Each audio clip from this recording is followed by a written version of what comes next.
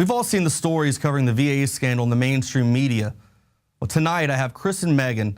She's a U.S. Air Force veteran, and also she was an employee at a VA in Chicago. She's here to shed a little bit of light on the corruption she saw at her office. I'd like to welcome Kristen Megan to the show today. Thanks for being here. How are you? Great. Thanks for having me on. Now, tell me about what it is you've seen during your time as a VA employee. Well, I worked at the second largest VA hospital here in Chicago called the Jesse Brown VA Medical Center. I was there for 2 years. I saw some things that resulted in my decision to never be seen at a VA medical center or clinic ever. I could tell you so many different stories, but I can tell you as an employee and also a veteran, it is unbelievable the things that go behind those doors that are just now slowly becoming public.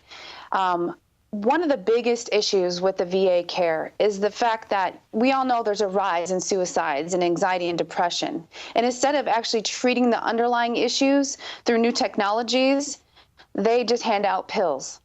And they hand out so much medication at the VA that at the VA, pills have become a currency.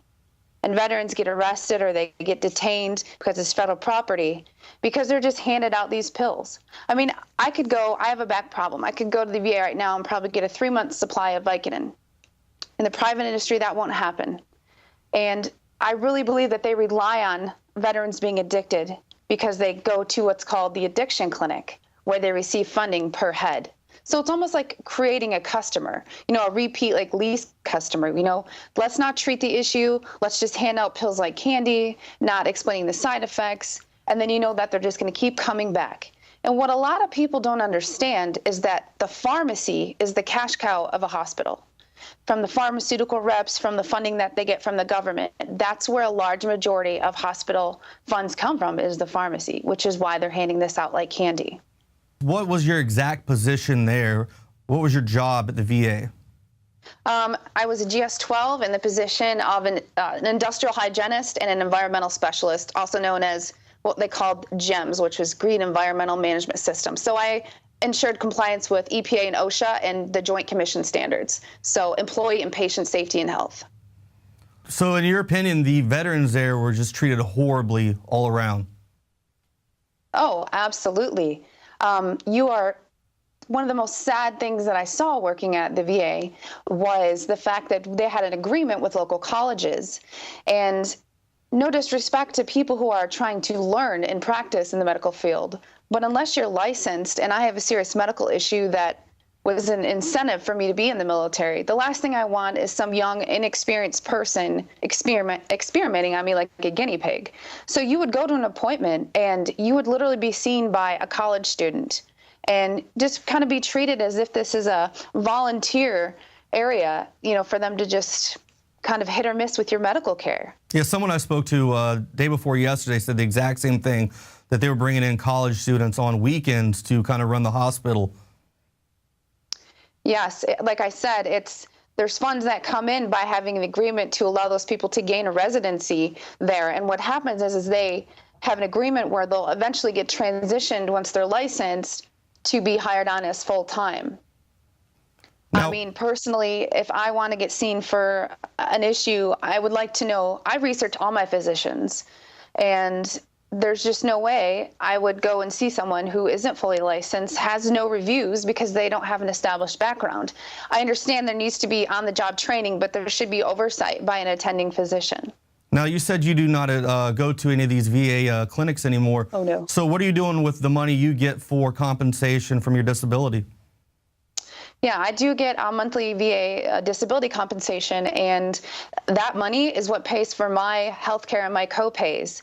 I've been very open about the fact that I have PTSD, and I see a weekly counselor, a counselor that actually provides me methods. So to clarify, someone who does not work for the VA, you're going outside of the VA to a civilian doctor, psychiatrist to treat your problems. That's exactly right. That's for a number of different ailments.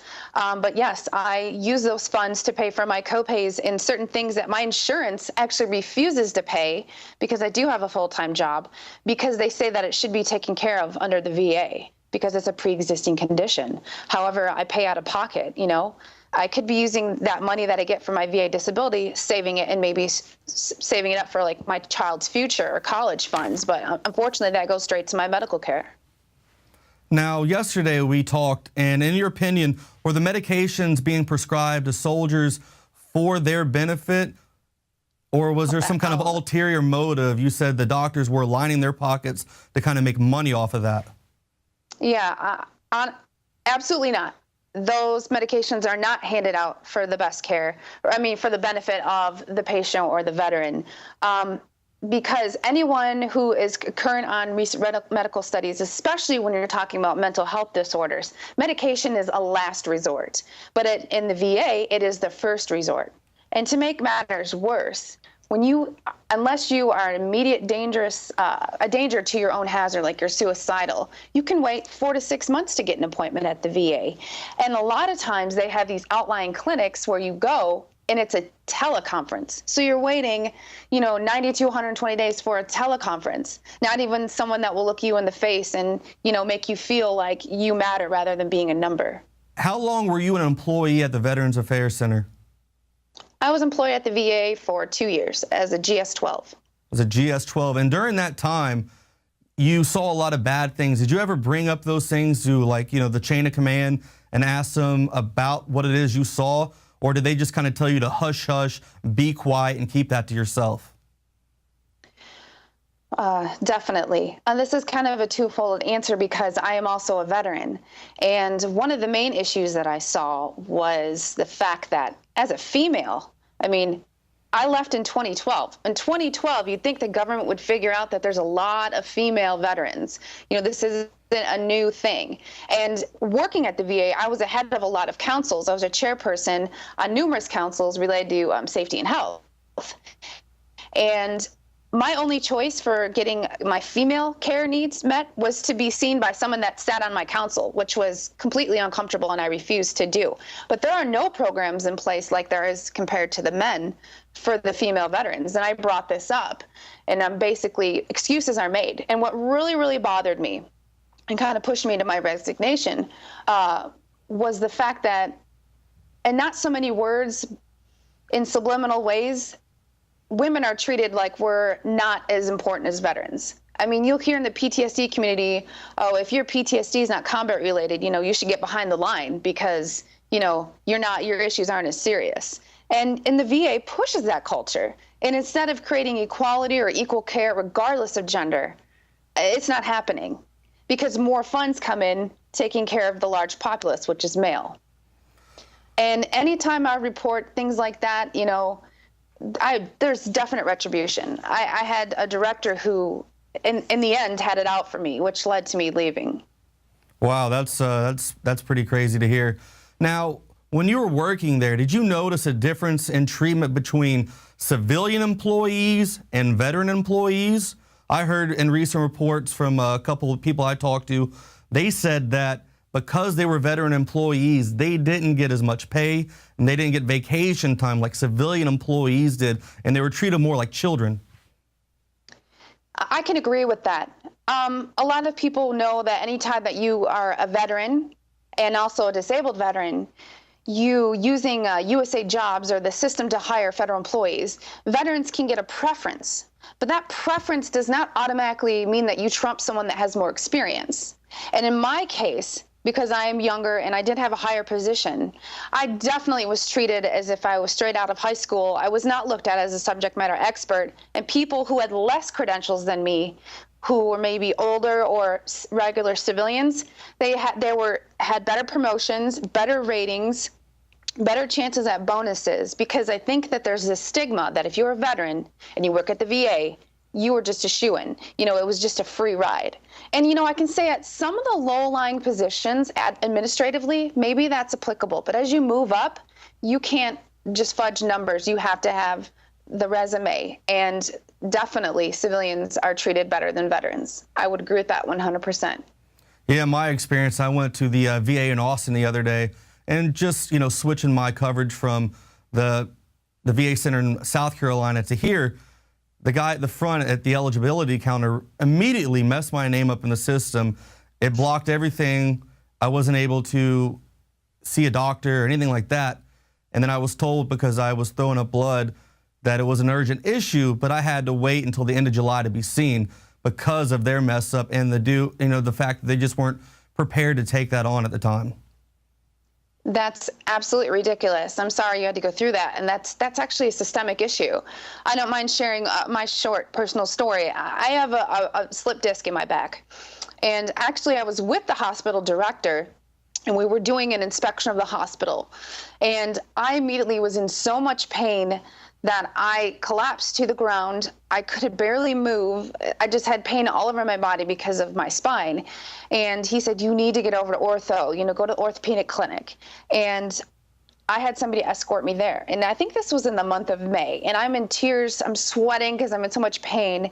And the person at the checkout center at the check-in desk not only had no sense of urgency, but told me that the next available opening, I believe, was the last week of August. So I actually had to go to the emergency room because they couldn't take 10 minutes out of their day to treat me for an issue that is documented under my rating and I should have got free care for. So triage doesn't apply. And, in talking about this issue everyone knows about with the wait times, what's not being addressed is if you say you want your rating reevaluated or you have another issue that you think is tied to your military time, if you are applying to see a physician for a new issue or worsening issue, they will just send you an appointment time in the mail, not asking you, hey, are you traveling? And if you don't make that appointment, you can lose your spot in your claim. Your claim gets thrown out, and you'll wait another 90 days for an appointment. So instead of the old school customer service they should pride themselves in and actually calling somebody and saying, hey, we have these openings, what works best for you? No, you just get something in the mail, not a signed receipt letter. So sometimes, I travel for a living. I'll get a letter in the mail and I don't even know it and the appointment's passed. And then I have to resubmit my claim. It's absolutely ridiculous. And having worked for the VA, you see these programs that are completely a facade about customer service. And it's not about customer service. It's about the surveys that people will do that are tied to the bonuses. Now, how do you feel about them coming out on CNN and all that, saying that the president had no idea about these scandals at the VA until the reports came out at Phoenix? I mean, the president himself sits on the Senate Veterans Affairs Committee, and he passed a bill with Joe Biden called the Veterans Report Card. And in that, it states that he is supposed to be given a report from each facility on wait times and things like that. So he's known about this stuff for a long time, but he's claiming that he has no idea about this just until the beginning of the month.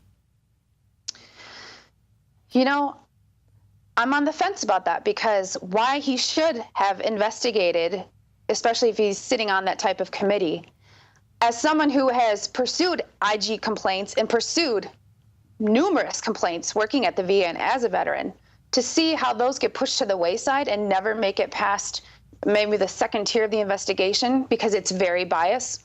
It could be true that actually that these complaints weren't on the books. However, just going around the country and campaigning over the years, I know a number of veterans have had to say to him, hey, it's not just the claim process that's delayed, it is the wait times. So I do think he is full of it, but at the same time, again, I don't think all these complaints get pushed to where they need to be. Yeah, it's just that, over the past few years, he always says, well, it's my number one priority to take care of veterans, right, with a smile on his face. But there's nothing getting taken care of. It just sits around and festers and rots. And that's basically all the VA is right now, is just this rotten machine that doesn't work anymore. You're right. And one thing I think is the underlying issue I don't know if people are addressing is, as a federal employee, especially in the VA, you are so protected. The saying is it takes an act of Congress to let somebody go. So everyone's been pushing for the Secretary of the VA to be, let go or forced to resign. And while I do believe that people at the top of the tier should know what's going on below them, it is unacceptable, and it is enabling the bad and lazy behavior of a lot of government employees. I mean, you always call them the coffee muggers. They're just walking around because they know they can do whatever they want, sit on Facebook all day, run their own side businesses from government computers. Nobody's going to say anything. So this whole excuse that they're understaffed for VBA and VHA is complete